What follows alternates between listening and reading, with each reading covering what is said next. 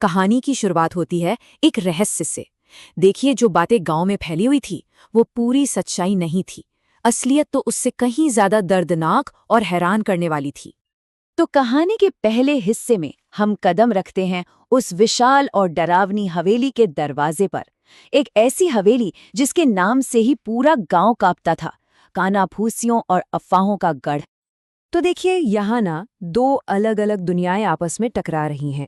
एक तरफ है गांव वाले, जिनका सालों से ये मानना है कि हवेली भूता है और उससे दूर रहने में ही भलाई है। और दूसरी तरफ है चार नए लोग जो इसे बस एक प्रॉपर्टी के तौर पर देख रहे हैं, एक कीमती जायदाद जिसे बेचकर करोड़ों कमाए जा सकते हैं। और ये हैं वो चार लोग जो इस पूरी कहानी के सेंटर में हैं।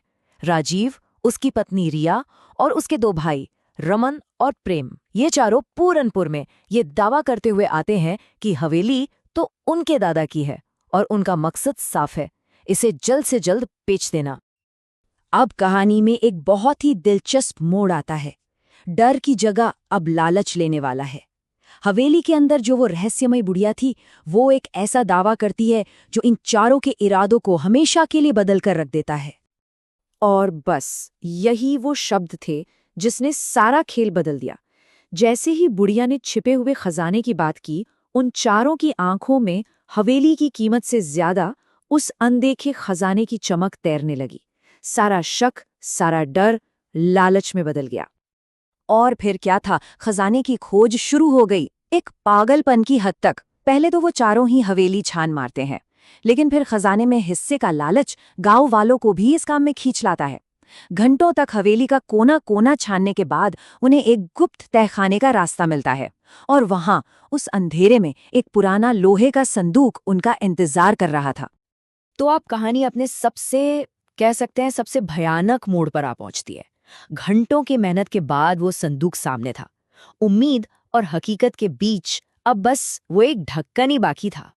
सबकी सांसें अटकी थीं और सबके मन में बस एक ही सवाल था, आखिर क्या था उस संदूक के अंदर?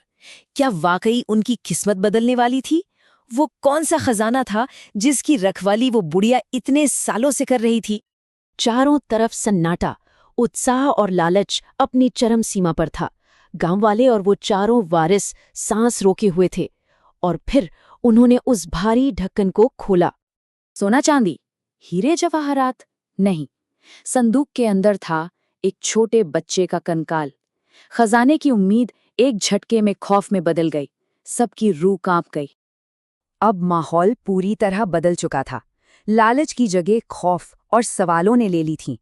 खजाना तो नहीं मिला, पर अब उस संदूक में बंद एक माँ की दिल दहला देने वाली कहानी सबके सामने आने वाली थी।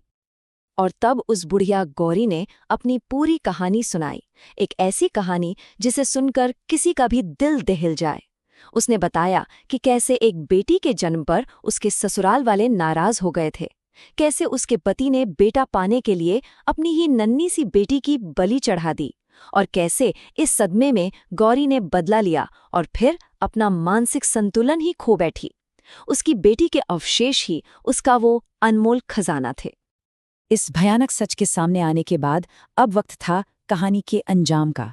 अब पर्दा उठने वाला था उस धोखे से, और ये भी तय होने वाला था कि इस तथाकथित खजाने की असली विरासत क्या होगी।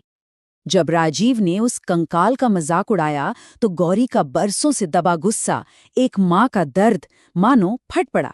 उसने अपने बिछाए जालों में उन चारों को फंसा लिया। पुलिस आई तो गौरी ने उनके मालिकाना हक पर ही सवाल उठा दिया।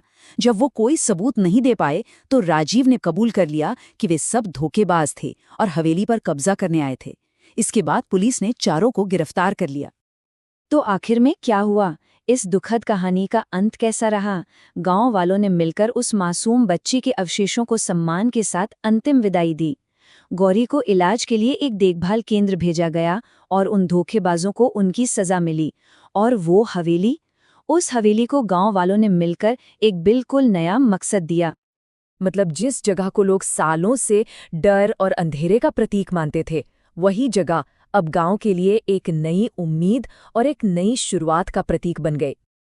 और आखिर में उस हवेली के बाहर एक नया नाम लगा, गौरी कन्या विद्यालय, जो न सिर्फ उस माँ के दुख की याद दिलाता है बल्कि आने वाली पीढ़ियों के लिए एक रोशन भविष्य का वादा भी करता है। वाकई एक दुखद कहानी का एक बहुत ही शक्तिशाली अंत।